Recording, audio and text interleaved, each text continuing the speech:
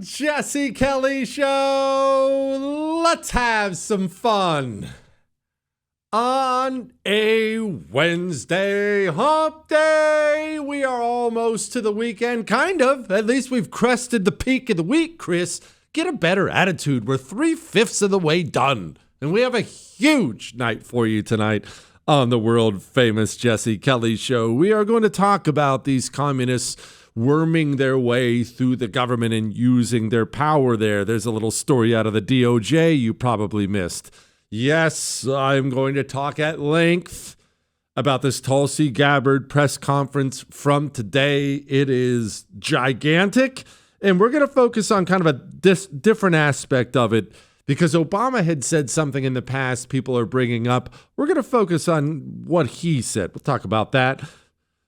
The government, the media, covering up for foreign terrorist gangs. The French air conditioning is apparently non-existent. We will talk about communists lying to cover up the evils of their plans. All that, I want to be an ambassador to somewhere, and so much more coming up on the world famous Jesse Kelly Show. Now, let's begin at the beginning because I'm going to go somewhere a little bit different with this, but I have to be respectful of the fact that you may be just now getting in your car.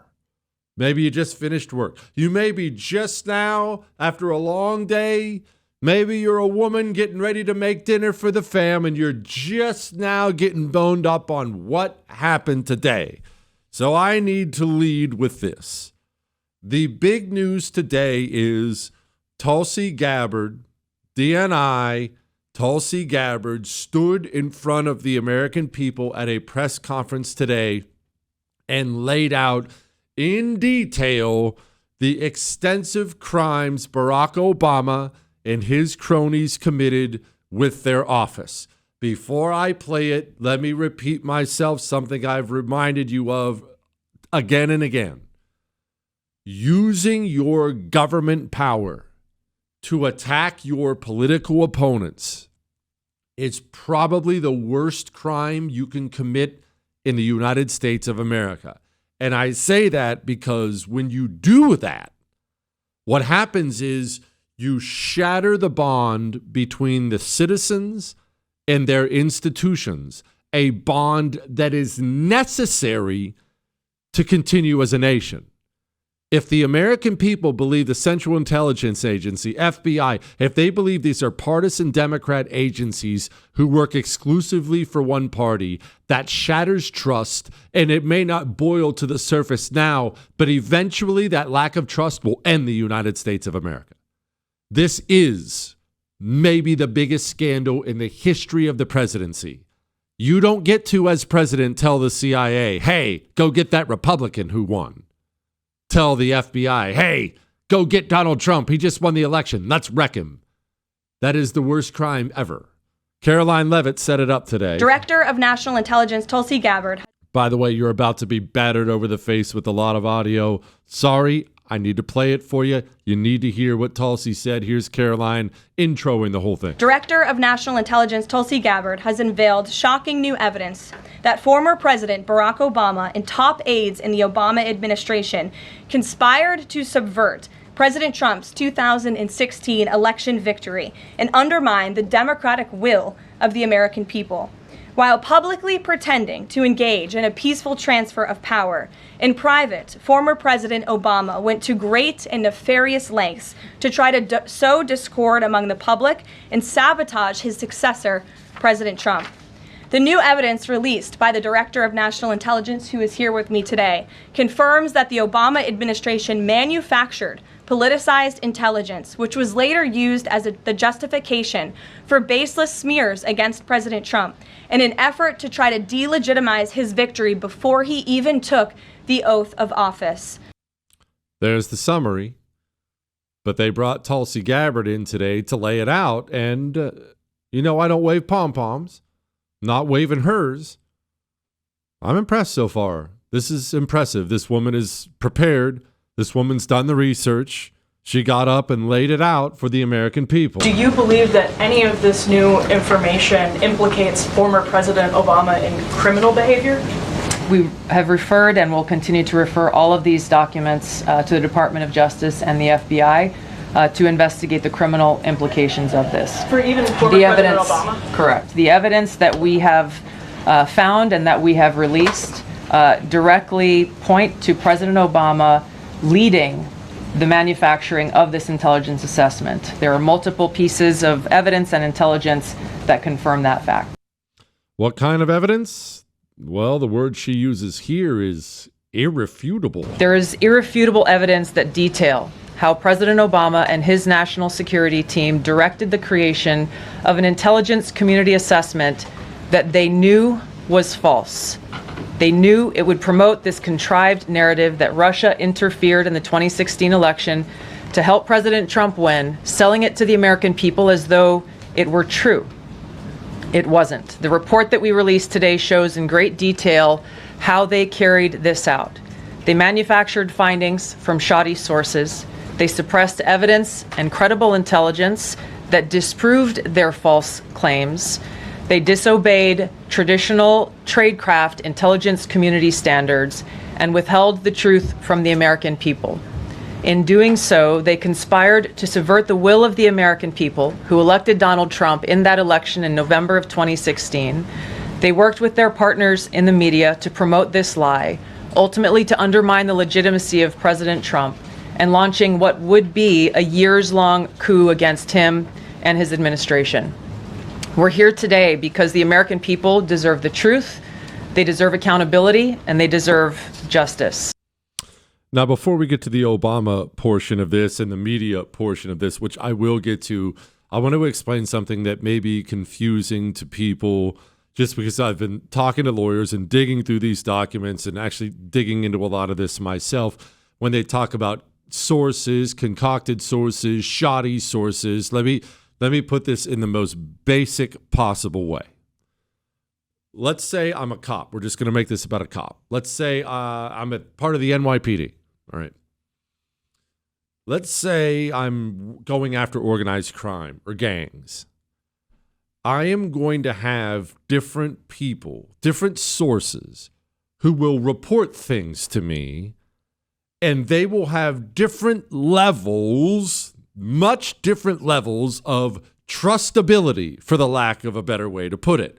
Meaning, I have this cracked out loser who's always just a moron, doesn't really know much about anything. We'll call him Chris. He'll tell you 1,000 lies and mix in a little bit of truth. Now, I know this guy is not a reliable source, Chris. And so when Chris brings me a piece of information, it's not that I dismiss it immediately, but I'm never going to grab his testimony, grab what he tells me, and run with it because I know he's not reliable. That's who Chris is. Now, let's say I have a different source. Only this guy, he's fed me multiple pieces of information that turn out to be true. He's got a proven track record of it. He has motivations that I understand for why he gives me information. His track record, his motivations. That guy is at a higher level, so when that guy comes to me with information, that's information I'll probably run with. Let's make this about the Obama, Brennan, Comey disaster. How do they handle it? How do you manufacture things? Well, the reliable guys, the guys with great history, said, there's no evidence Russia hacked the election, no evidence they wanted Trump to win. There's nothing there. The reliable guys said that. So Obama turned to his intelligence chiefs and said, well, forget about those guys. Get rid of that stuff. Go get me Chris. Chris is going to bring me the shoddy information I want. Go grab Chris's crappy intel. We'll act like that's real intel. And in so doing, I will be able to unleash the full force of the intelligence community against the incoming president, Donald Trump. They took the good sources, dropped them in the paper shredder. Instead, they chose to go with Chris, essentially in creating something that wasn't real in order to justify using government power against their political opponent. There is no bigger thing happening in this country, and the accountability that must come from this can save this country, or the lack of it can end us. That is how big of a deal this is.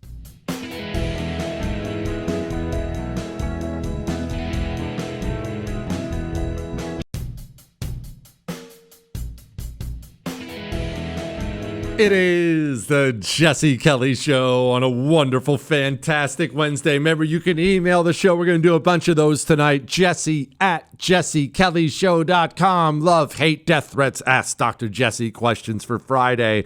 Now, before we get to the Obama portion of this, because something he said long ago is being brought up, and I just see it differently than other people do. I'm going to touch on what Tulsi said again here about the media. There is irrefutable evidence that detail how President Obama and his national security team directed the creation of an intelligence community assessment that they knew was false. They knew it would promote this contrived narrative that Russia interfered in the 2016 election to help President Trump win, selling it to the American people as though it were true. It wasn't. The report that we released today shows in great detail how they carried this out. They manufactured findings from shoddy sources. They suppressed evidence and credible intelligence that disproved their false claims. They disobeyed traditional tradecraft intelligence community standards and withheld the truth from the American people. In doing so, they conspired to subvert the will of the American people who elected Donald Trump in that election in November of 2016. They worked with their partners in the media to promote this lie. Let's talk about that part of it. How long have we talked about the system? Maybe you are new to the show. Old listeners will know what I'm talking about. So let me explain this concept again before we go to the media. A country, any country of any size, its pillars that hold up the country are its institutions. You realize that institutions are critically important. And all countries have them in one form or another. Religious institutions are an incredibly important pillar of a country. Education, that's an institution. The government is an institution. Entertainment is an institution. Institutions, they are the pillars that hold up a country. And I use the term pillars because I want people to understand institutions in a good society are supposed to be separate from each other. The education system doesn't parrot what the media says, who parrot what Hollywood says, who parrots what the FBI says. That's not how it's supposed to work in a good country. Each institution is solid, run by good people, and operates independently. That is how a country is supposed to work, and that's how America worked for a very long time. So, for instance, if the CIA did something evil, and of course they have, it's an intelligence agency. If the CIA does something evil, you have every right as an American to expect the media to be a separate institution that immediately calls it out, drags them through the mud, goes after them. You have every right to expect that of your institutions. But the communist doesn't want separate institutions. Evil people don't want that. They want uniformity. They want every institution to bend the knee to communism, push the revolution forward, and smash the enemies of the revolution. How do you go about that? You infiltrate. The communist has always been a great infiltrator, always will be. It's part of his nature. It's just part of what he's good at. Over years and years and years, decades and decades, these communists began to worm their way through every institution, working their way up from the bottom all the way to the top, working their way up from these entry-level positions. Soon they're in the boardrooms. Now they run the universities. They run Hollywood. They run the FBI. They run the Central Intelligence Agency. Decades and decades and decades of diligent effort has brought us to the place where now our institutions, instead of operating independently, separately, they all speak with one voice at one time, and that is what I call the system. You want an example of this? Remember COVID? Remember what a bizarro world it was if you stood against these insane mandates, the stupid social distancing, the dumb paper mask on your face. But remember how universal it was that institutions told you had to. Universal. I remember Dr. Fauci doing an infomercial during the Super Bowl. During the Super Bowl. The media said the same thing as the government, who said the same thing as Hollywood, who said the same thing as education. The system speaking with one voice, no longer separate, no longer a desire to be separate or be independent. Instead, sheep. All part of one system, all designed to manipulate, to lie, to yank, in many cases, to force the country in one direction, and dissenting voices are destroyed. How many people, speaking of COVID, how many doctors had their lives, their reputations, and their careers destroyed when they said, I don't actually think crowding everybody inside is a good idea. That sounds bad. I'm not sure that the vaccine works. Boom. Career destroyed. Life destroyed. The system speaks with one voice. The pillars are no longer separate. They're one pillar, and they smash any opponent of it. So let's discuss the media really quickly. How did they respond to today? And then we'll get to the part I actually wanted to get to, Obama and something he had said previously. Hang on.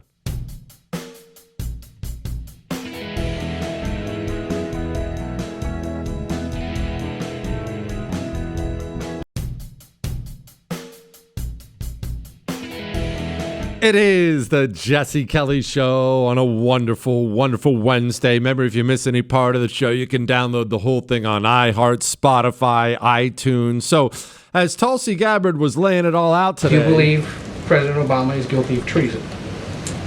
I'm leaving the criminal charges to the Department of Justice. I am not an attorney, but as I've said previously, when you look at the intent behind creating a fake manufactured intelligence document that directly contradicts multiple assessments that were created by the intelligence community, the expressed intent and what followed afterward can only be described as a years-long coup and a treasonous conspiracy against the American people, our republic, and an attempt to undermine President Trump's administration.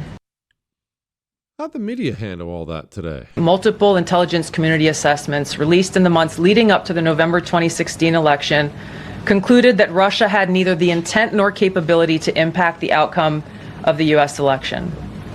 On December 5th... We've been listening there to the Director of National Intelligence, Tulsi Gabbard, continuing on what has now been a multi-day effort, not only with public statements like this, but release of documents, to attempt to back up the quite extreme allegation that President Obama is guilty of treason and that he worked in some sort of conspiracy with Hillary Clinton, etc., in the assessment by the intelligence community at the time that Russia interfered in the 2016 election. Media cutting off the DNI as she lays out the documented crimes committed. By the way, it's hilarious that it would be somehow drummed up as far-fetched that the intelligence community would do something like this. Chuck Schumer went on television and famously basically said they were going to do it. You take on the intelligence community, they have 6 ways from Sunday at getting back at you. Yeah. Oh, let's go to CNN. How were they handling all this today? We have no idea. I mean, this is hardly information that we should even be repeating. Never mind that it's, some years after the fact, 8 years more than that after the fact, but also just to look at the source. But look, this is the what this White House wants to talk about, and I'm not sure that we should spend that much more time on it, frankly. Yeah. Why is the media reacting like this? Because they're all on the same team. They all speak with one voice. Now let's move past all that system stuff. A lot of people are playing flashbacks of Obama, things Obama said, making it sound like, well, what a hypocrite. He was saying this, but then doing this. You've probably already heard this flashback of Obama from 2020, I guess I should say. One of the central foundation stones of a democracy is the idea that you do not allow the politicization of the criminal justice system, the intelligence system, the military, right? That is stuff that you keep out of politics because it's too dangerous. Everyone's saying, well, what a hypocrite. While he was saying that, he was filling up the military with communists. While he was saying that, he was going after Donald Trump with the CIA, FBI. What a hypocrite he is. No. When the Democrat in your life complains about politics, Barack Obama used to do this all the time. Oh, they're playing politics. They're playing politics. When the liberal Aunt Peggy in your life says, stop playing politics with it, you should know it's not that she's a hypocrite. The communist is not political. He is religious. He is not political. He is religious. He is religious in that he has found what everyone must be focused on. In order to be saved, you must become part of his religion. In order to be saved, you must participate in his religion. It is the only right way. Anyone who doesn't participate should be forced to participate because it's not political to him. It's religious. You can't reject God. You're not allowed to reject communism. When you try to stop him from his revolution, you become political in his mind. When they say that to you, they are dead serious. For them, well, yeah, the military should push tranny stuff. What do you mean? Stop being political. That's just the right thing to do. For them, the Central Intelligence Agency working with the FBI to create false information about Donald Trump because he's about to be sworn in as president and they want him stopped. Well, of course, this guy's a threat to the revolution. So of course we would have these organizations do the right thing before God to stop him. You know he's going to get political. When the communist says, stop being political, you're being political, and you're tempted to blow a gasket and say, you're the one who made it about politics. No, he didn't. He made it about religion. And that is why we have a fundamental misunderstanding of these people. The American communist will occupy positions of power wherever he finds them. He will push his sick demonic religion in every way he possibly can, and he means it all the way. He is a religious zealot. And the second you try to tell him, actually, I don't think you should use city funds to promote abortion, he will scream at you, stop being political. This isn't about politics. It's about the right thing to do. He is not political. You are not dealing with political people. He is religious. When Obama said this back in 2010, he didn't mean he shouldn't be political with the intelligence agencies. He meant you should. One of the central foundation stones of a democracy is the idea that you do not allow the politicization of the criminal justice system, the intelligence system, the military, right? That is stuff that you keep out of politics because it's too dangerous. What a hypocrite! Nope. He meant it all the way. You should never use the FBI to attack your political opponents. He didn't attack his political opponents. He attacked the opponents of the one true religion. Totally different. Jesse, Beaver Slayer Jesse, this guy said, now that we have the evidence that Obama and his lieutenants perpetrated a years-long fraud on America, How does Pam Bondi ensure justice, instill fear and pain in the communists, and yet avoid having indictments look like a partisan witch hunt? We don't want to make the same mistake the Democrats made when indicting Donald Trump. Love the show, says his name is Ralph. Okay, well, this is one of those times where we have to focus on the fear and pain portion of it. Democrats tried to create and invent crimes for Donald Trump to keep him from winning an election, and that failed. But why did it fail? It wasn't just that they were arresting their political opponent. Why did the lawfare against Donald Trump not end up resonating with the American people? Donald Trump, at the end of his first term, was not widely popular with the American people. So how did his popularity increase so much while Democrats were busy arresting him, charging him, New York, Florida, the Jack Smith stuff? Do you know? Why did the lawfare against Donald Trump fail? It wasn't the lawfare itself. It wasn't the arrests, I mean. It wasn't the indictments. It wasn't the convictions. That's not why it failed. You want to know why it failed? I'll tell you next.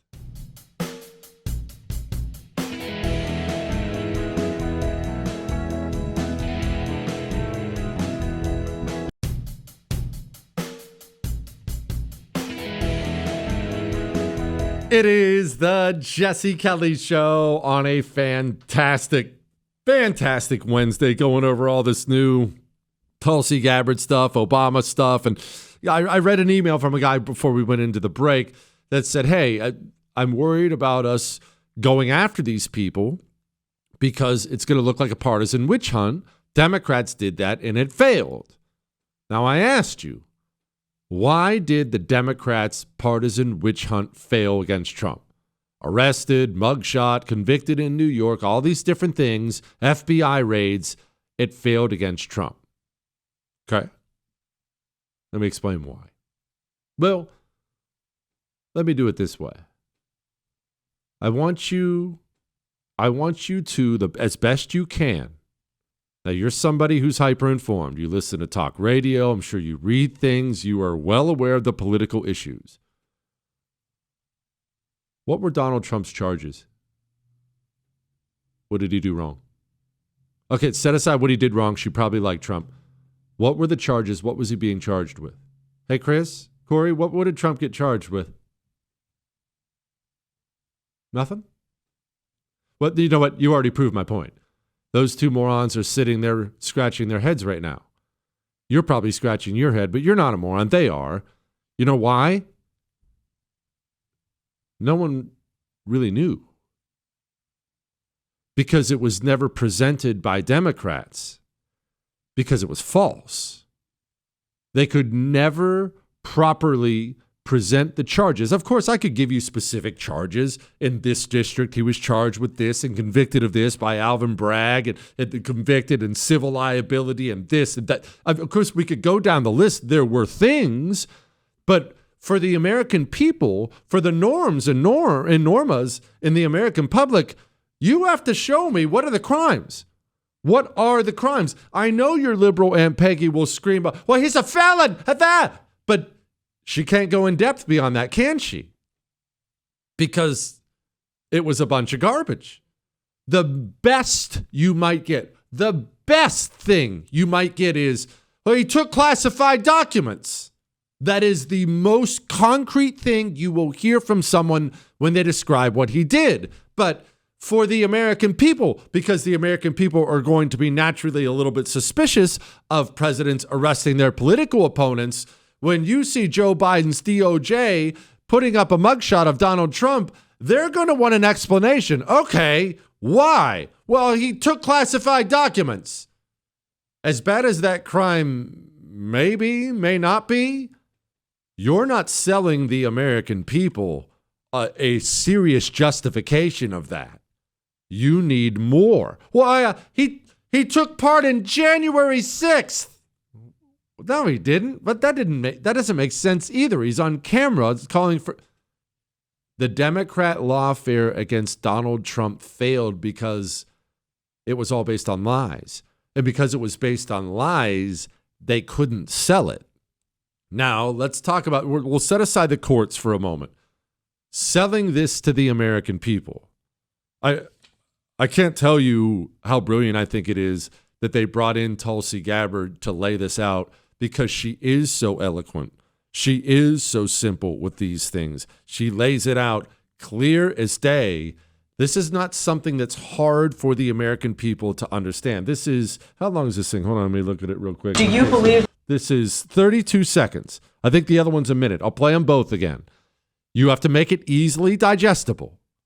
Tell me, for Norm and Norma, not you, I know you already got it. For Norm and Norma, can they understand this? Do you believe that any of this new information implicates former President Obama in criminal behavior? We have referred and will continue to refer all of these documents to the Department of Justice and the FBI to investigate the criminal implications of this. For even former President Obama? Correct. The evidence that we have found and that we have released directly point to President Obama leading the manufacturing of this intelligence assessment. There are multiple pieces of evidence and intelligence that confirm that fact. What did Barack Obama do? He manufactured evidence and had the intelligence community attack Donald Trump based on manufactured evidence. That's 5 seconds. That's 10 seconds. I'll play the longer one. I say longer, but still, this is, how long is this? There is minute 14 seconds. That's what this is. In a minute and 14 seconds, she lays out pretty well. What did he do? There is irrefutable evidence that detail how President Obama and his national security team directed the creation of an intelligence community assessment that they knew was false. They knew it would promote this contrived narrative that Russia interfered in the 2016 election to help President Trump win, selling it to the American people as though it were true. It wasn't. The report that we released today shows in great detail how they carried this out. They manufactured findings from shoddy sources. They suppressed evidence and credible intelligence that disproved their false claims.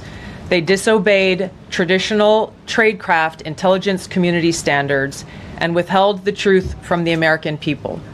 In doing so, they conspired to subvert the will of the American people who elected Donald Trump in that election in November of 2016. They worked with their partners in the media to promote this lie, ultimately to undermine the legitimacy of President Trump and launching what would be a years-long coup against him and his administration. We're here today because the American people deserve the truth, they deserve accountability, and they deserve justice. Two things. One, even if it did hurt us in the polls or hurt us in the midterms, as I've explained, government people have to burn for this, or I do not believe we can save the country. I believe we are in a moment right now that will determine the future of the United States of America, because future communists have to be too afraid to do what Obama did. And the only way we can make those future communists afraid is what we do right now. So that's one. My point number one is, it doesn't matter whether it's politically popular or not. This is a point. This is a point in time where we cannot fail. That's one. Two, Obama's crimes are easy to explain. I said that clip of Tulsi Gabbard was a minute and 14. She really summed it up in about the first 45 seconds. Barack Obama manufactured evidence against Donald Trump and then sent the FBI and CIA against the incoming president, and they worked with the media to lie about it. That is as simple gets, and everyone understands it, and that's something that everybody will be turned off by. Besides your demonic liberal Aunt Peggy, even norms will be like, oh, he sent the CIA after Trump? Ew, you can't do that. We must march forward. Now, we'll touch on this. One more quick thing on this, because I actually had a little bit of an issue with one other thing she said today.